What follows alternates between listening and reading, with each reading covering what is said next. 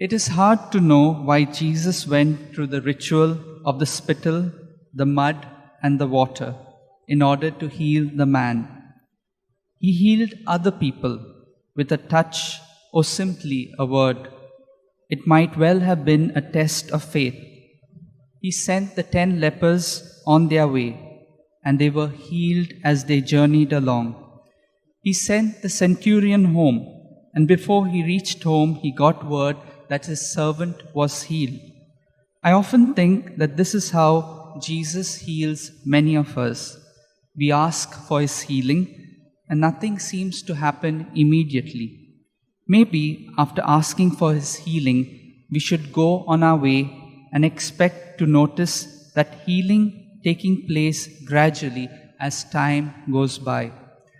As the story unfolds, we notice that the man's eyes were really opened, and that includes the eyes of his soul. Clearly, Jesus was intent on healing the total person, or not at all. We don't imagine him healing someone and then having that person going away still filled with resentment against others. Such a person was not really healed at all. The man in today's gospel was totally healed, and he ended up on his knees worshipping Jesus. A practical and simple prayer is, Lord, that I might see. It is a short prayer, but when it comes from the depths of my heart, it is a powerful prayer. Remember the other blind man named Bartimaeus? He was told that Jesus was passing by, and he was determined to get his attention.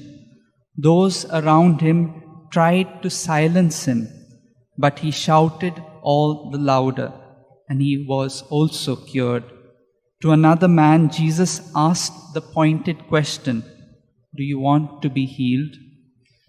The greatest good we can do for others is not by giving them money, though that can also be needed at times, but in revealing their own riches to them. It is good to affirm others and make them feel both loved and worthwhile. Many people have grown up with a poor self-image, and they just cannot see that good in themselves. This is another form of blindness, and it is a blindness in others that any one of us can heal.